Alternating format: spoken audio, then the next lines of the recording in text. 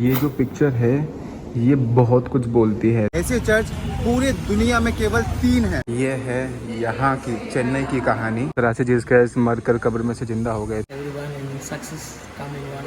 I am against of this, please stop it. कोई पवित्र नहीं होता, कुछ भी चीज पवित्र नहीं होती। Hello guys, welcome back to my YouTube channel. So आज चेन्नई में मेरा आखिरी दिन है और इस आखिरी दिन मैं आपको लेकर आ गया हूँ सेंट थॉम कैथेड्रल बेसिलिका चर्च, जो कि बहुत ज़्यादा फेमस है चेन्नई में और इसकी काफ़ी बड़ी हिस्ट्री है, क्योंकि ऐसे चर्च पूरे दुनिया में केवल 3 हैं।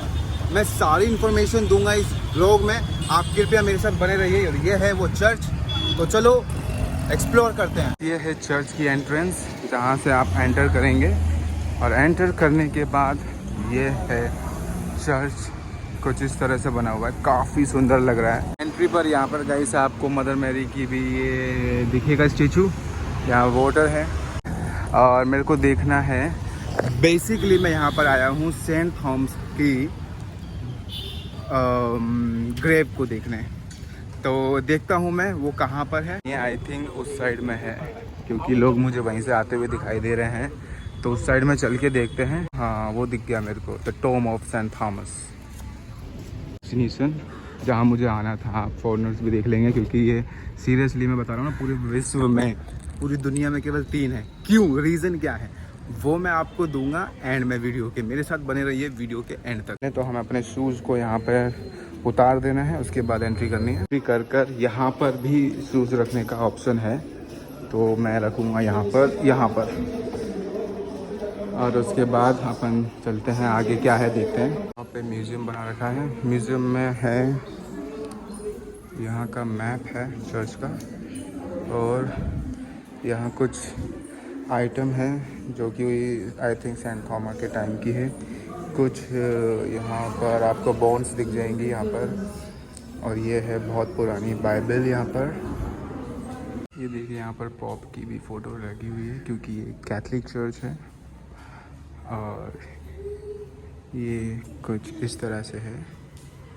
यहाँ पे काफ़ी पुराने स्टोन रखे हुए हैं, जो कि हिस्ट्री है बेसिकली यहाँ की। ये चेयर देख सकते हैं आप। ये देखिए, ये जो पिक्चर है ये बहुत कुछ बोलती है, तो इसको आप दिमाग में रखिएगा, क्योंकि यही स्टोरी है। ये है सेंट थॉमस, मतलब थॉमस एंड जीसस क्राइस्ट। तो यही स्टोरी है जो मैं आपको बताऊंगा एंड में। इस तरह के ये कुछ हार और ये सब चीज़ें रखी हुई है पहले के टाइम की।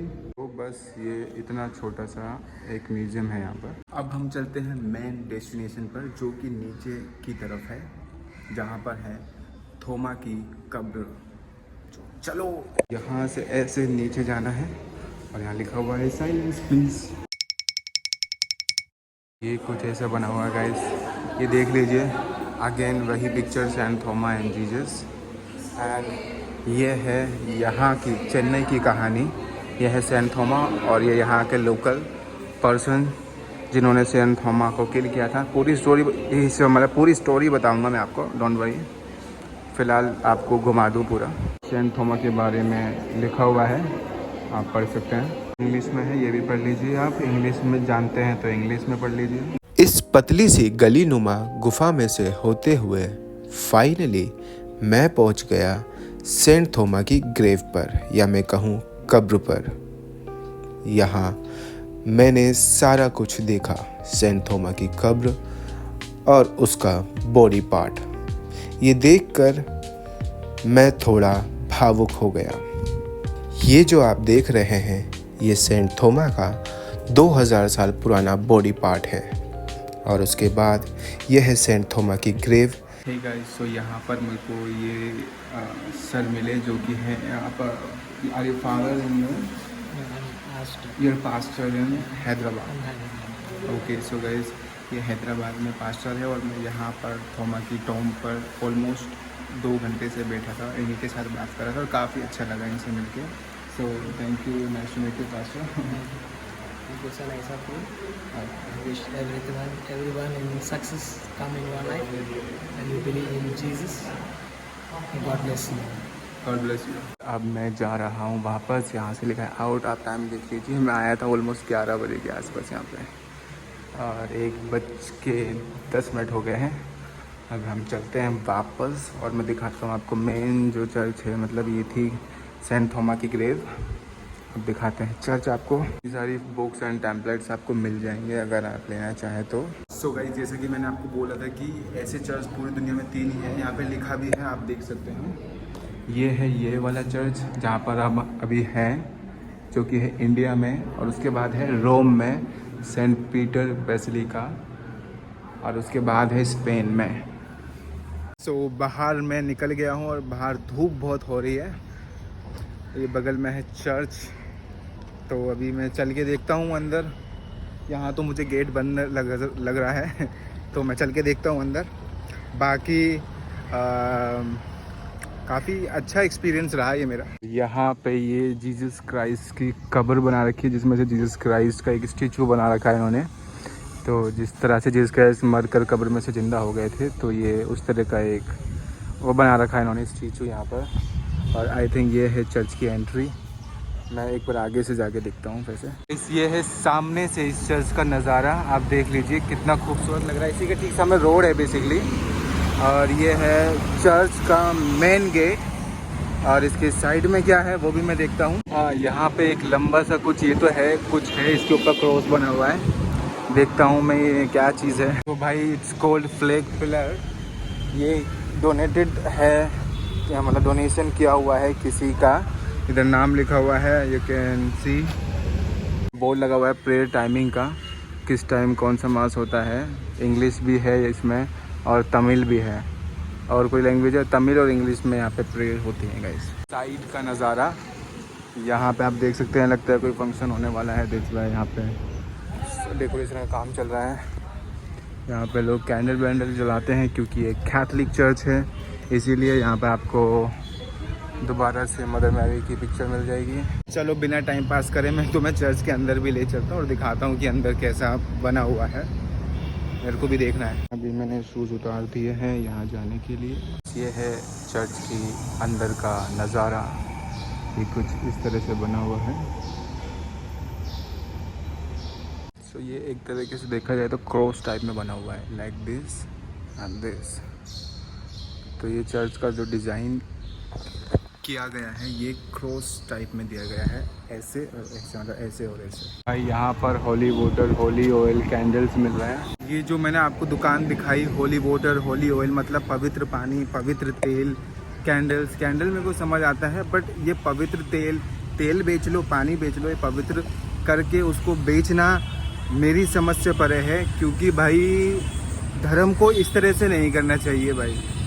I really hate this thing कि भाई यहाँ पे आप होली वाटर बेच रहे हो, होली ऑयल बेच रहे हो, और ये यहीं पर नहीं, हर मतलब कई जगह पे मैं देख रहा हूँ भाई। I am against of this, please stop it.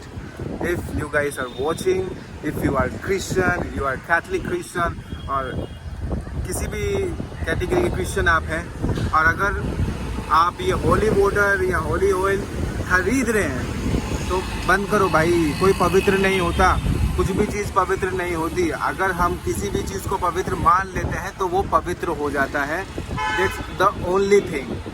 तो पवित्र पानी को, पवित्र ऑयल को खरीदना बंद कर दो भाई। सो ये था सेंट थॉमस बेसिलिका चर्च, और अब मैं जा रहा हूँ इस व्लॉग को ख़त्म करके वापस अपने घर। हे गाइस, तो फाइनली मैं अपने घर पहुंच चुका हूं। अब मैं आपको बताता हूं इस चर्च की कहानी। आप में से कई ऐसे लोग हैं जिन्हें क्रिश्चियंस के बारे में, मतलब क्रिश्चियंस की स्टोरी के बारे में बहुत ही कम पता होगा। तो ये कहानी है 2000 साल पहले की। अब मैं जीसस की स्टोरी नहीं सुनाने वाला हूँ, बेसिकली मैं सुनाने वाला हूँ इस चर्च की। और मैंने आपको बताया था कि ऐसे 3 ही चर्च हैं पूरी दुनिया में।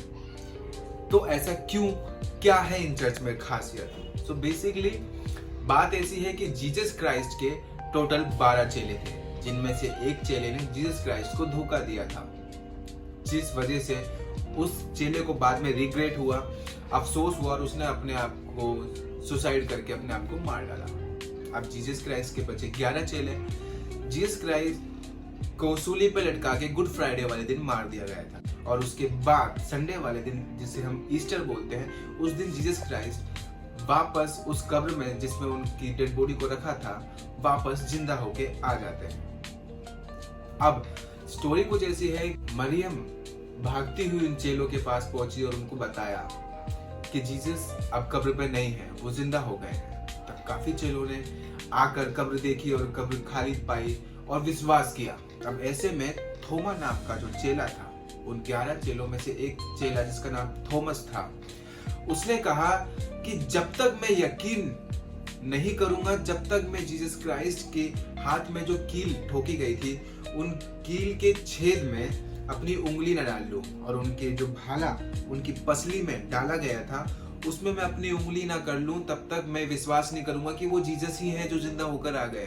जब तक मैं उसके हाथों में कीलों के छेद न देख लूं और उनमें उंगली न डालूं और पंजर में हाथ न डालूं, विश्वास न करूंगा। इतने में जीसस क्राइस्ट वहां पर प्रकट हो जाते हैं। जैसे ही जीसस क्राइस्ट और थोमा ये बात बोलता है और थोमा के सामने वो आ जाते हैं, थोमा बहुत चक्का रह जाता है। अब ऐसे में जीसस क्राइस्ट जाके थोमा के पास बोलते हैं, अपने हाथ दिखाते हैं और अपना पसली दिखाते हैं और कहते हैं, अपनी उंगली यहां डाल, मेरे हाथों को देख।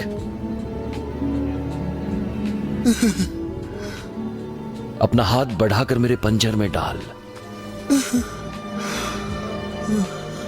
और अविश्वासी नहीं विश्वासी बन। हे मेरे प्रभु, हे मेरे परमेश्वर,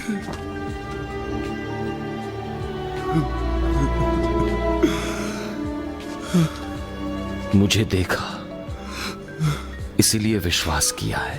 तो ये स्टोरी जो है वो थोमा के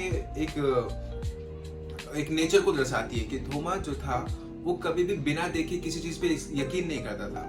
वो देखता था, परखता था चीजों को और तब उस पर यकीन करता था। इसीलिए उसने जीसस क्राइस्ट के जिंदा होने पर भी यकीन नहीं किया।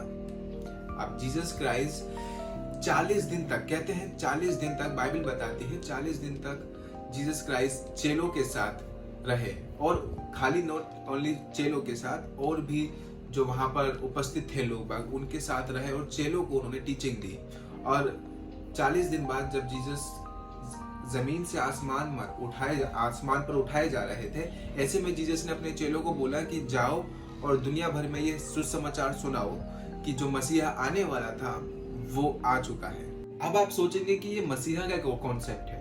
सो बेसिकली जीसस क्राइस्ट जिस वक्त थे उस वक्त वहां पर जूइश यानी कि यहूदी धर्म चल रहा था। जीसस क्राइस्ट भी एक यहूदी थे और जीसस क्राइस्ट वहां पर जो धर्म ग्रंथ पढ़ते थे, यानी कि जो यहूदियों की जो बाइबल थी उसमें जो नबी मेंशन किए गए थे, यानी कि बड़े बड़े नबियों के अगर मैं नाम लूँ तो अब्राहम, मोसेस, यिर्मयाह, दानियल, तो इन नबियों ने भविष्यवाणी करी थी कि फ्यूचर में एक मसीहा आएगा जो कि हमें हमारे पापों से मुक्ति दिलाएगा।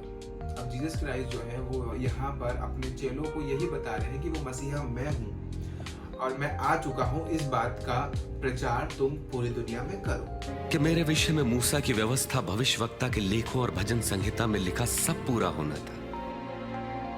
यही तो लिखा है कि मसीह को दुख उठाना और तीसरे दिन मृतकों में से जी उठना है। उनके नाम से पश्चाताप और पाप क्षमा का संदेश यरूशलेम से लेकर सारे संसार में प्रचारित किया जाएगा।